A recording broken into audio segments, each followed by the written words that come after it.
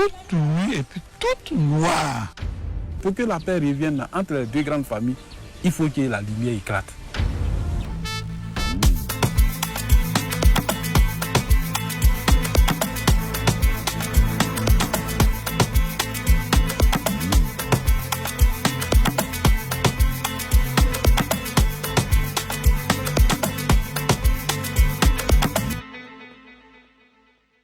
Une femme disparaît en pleine brousse.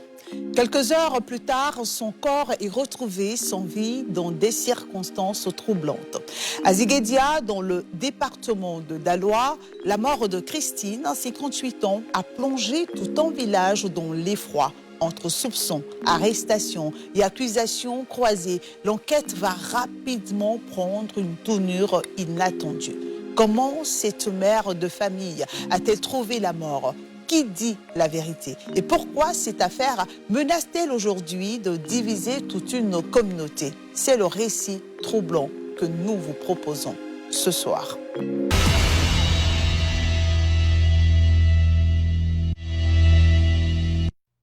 Dans la modeste localité de Ziguédia, à 15 km de Daloa, c'est dans cette cabane fragile dotée d'une clôture en bois que les villageois se réunissent pour se détendre après leurs travaux agricoles. Christine, 58 ans et gérante de cet espace, parvenait presque toujours à maintenir son débit de boisson plein grâce à son sens de l'humour irrésistible et son accueil courtois envers sa clientèle. Elle cause avec tout le monde, elle rit avec tout le monde, elle prend tout le monde comme ses enfants. Elle n'a pas de problème avec quelqu'un. C'est une femme aimable. Elle plaisante avec tout le monde. Depuis 15 ans, la quinquagénaire coulait des jours heureux aux côtés de son partenaire David. Sa routine quotidienne consiste à jongler entre la gestion de son établissement et les activités agricoles. Une existence initialement tranquille et sans encombre qui, hélas, va basculer dans l'horreur le dimanche 25 janvier 2026. Ce matin-là, alors que le soleil émerge sur le village de Ziguédia et que les cloches des multiples églises du village invitent les fidèles chrétiens à la prière, Christine et David échangent sur l'agenda du jour. Et dit, mais dimanche qui vient là, moi, il ne pourra pas partir à l'église. Il faut qu'il enlève graines là pour vendre lundi. Là, maintenant, je vais venir donner participation de l'église. Il dit, bon, d'accord, je vais t'accompagner. Je l'ai laissé au village ici. Et puis, je suis parti au champ. Vers 8h30, la vieille dame, vêtue d'une robe, avec un sac en bandoulière et une bassine sur la tête, quitte le village pour rejoindre son compagnon au champ. Une fois sur place, le couple commence à égrener les régimes de palmiers. Après un travail acharné, ils transportent les noix de palme détachées de leur régime depuis le champ vers leur campement. On a déposé le barrage au campement et puis maintenant, on a continué dans le champ de riz. Elle dit, de là, elle va partir pêcher. Il dit, ok, pas de problème. C'est de là, maintenant, mon pasteur m'a appelé que David, j'ai besoin de ta moto. C'est là qu'il a trouvé où elle était à la pêcher. Il dit, le pasteur m'a appelé qu'il doit envoyer la moto, qu'il va accompagner sa femme au goudron là-bas. Donc c'est là maintenant, je suis venu donner la moto à la pasteur. Ignorant le véritable supplice imminent qu'il allait vivre, David remet son véhicule à 2 roues à son guide spirituel et reste dans le village, attendant que celui-ci termine ses courses pour reprendre la route vers le champ où se trouvait Christine.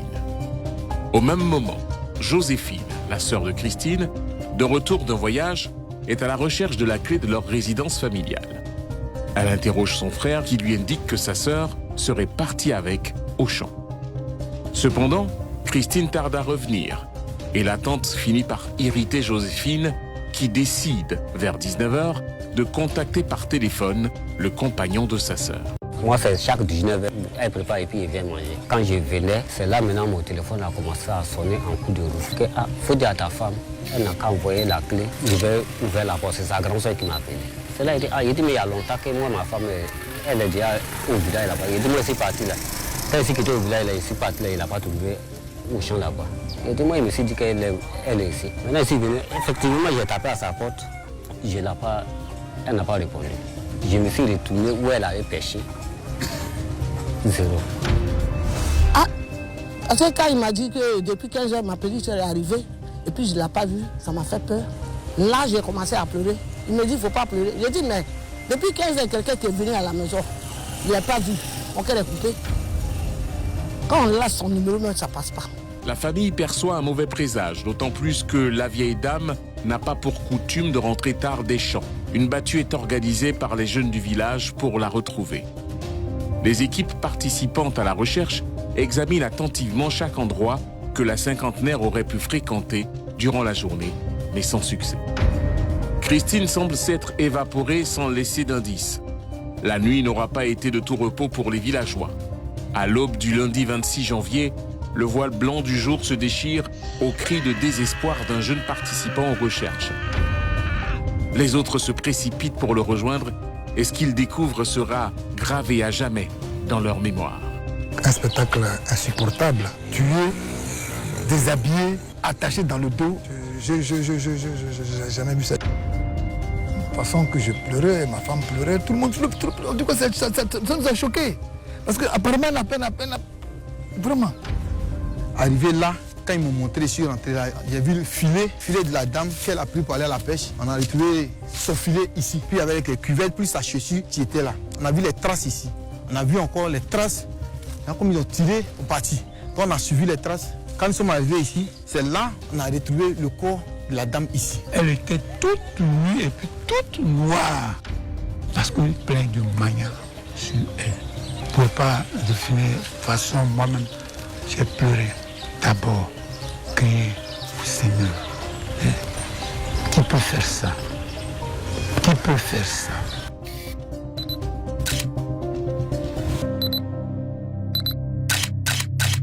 La nouvelle se répand comme une onde de choc. Qui a tué Christine et pourquoi? Tandis que les enquêteurs procèdent aux constatations et recueillent les premiers témoignages, les spéculations gagnent le village. Un témoin va orienter les soupçons vers deux jeunes du village, mais lors de leur audition, ces derniers retournent les accusations contre l'un des proches de la victime.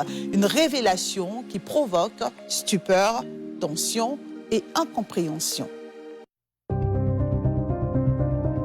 Il dit, je passais, j'aurais vu des gens, ces jeunes-là, en train de fumer quelque part là, non loin du lieu du crime. S'ils n'ont pas vu les criminels, sûrement ce sont eux qui auront dû faire ça. Parce que ce sont eux que moi j'ai vu au bord ici en train de saigner leur rivière. C'est comme ça l'accusation est lancée.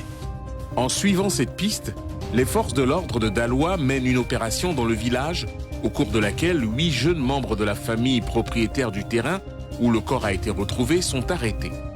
Durant leur déposition, ces derniers affirment que Jérémy serait celui à qui profite ce crime. Mon grand frère qui est mort ici, on dit c'est ceux qui sont allés là-bas. Ils ont dit que c'est lui qui a tué mon propre grand frère. Et c'est lui encore qui a frappé ton frère au champ.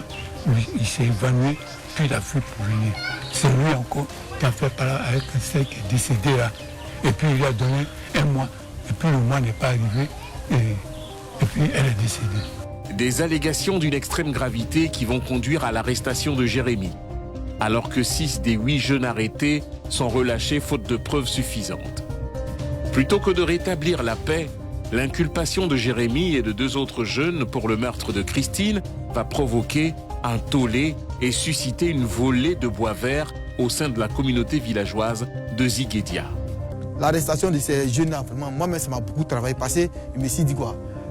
Ce que moi j'ai vu ici là, je ne pense pas si quelqu'un d'entre eux peut agir comme ça. Ils ont tué leur soeur et puis ils disent que ce sont nos enfants. Les enfants, et puis la nuit les gens sont venus attraper nos enfants. C'est qui décide, ma petite soeur. J'ai ma petite soeur qui est en prison. Sa tante est morte, il est en prison. Il a cité des gens, des innocents qui sont en prison. Et ça a créé une atmosphère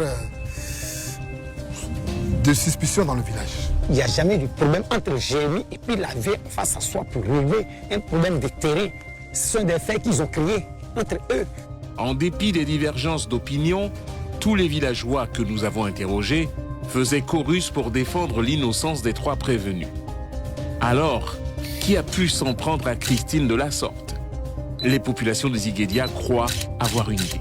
Ce dimanche-là, je me souviens encore, il y avait plein d'hommes, plein de personnes étrangères qui étaient venues dans le village. Aux environs de 150, je me suis approché. J'ai demandé si les gens veulent quoi. Ils disent non, ils sont venus couper des bambous. Pour quelle raison la tuerie tombe dans le village? Pour nous, ceux-là même qui ont tué la sœur sont en liberté, sont en train de marcher dans Côte d'Ivoire.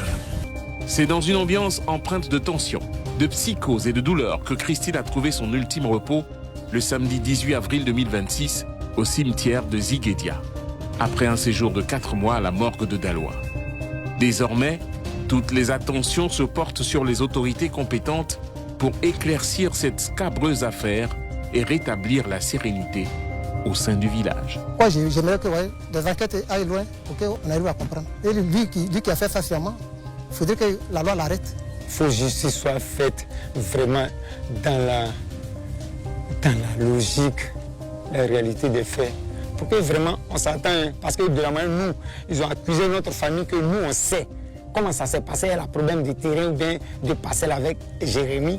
Nous là, ça nous met mal à l'aise. On ne se réconcilie pas dans le mensonge. Pour que la paix revienne entre les deux grandes familles, il faut que la lumière éclate. Notre souhait est que ces histoires-là finissent pour qu'on aille de l'avant. Il faut qu'on se mette ensemble pour chercher qui a tué Christine de cette manière-là. Si ce sont eux les coupables, qu'ils payent.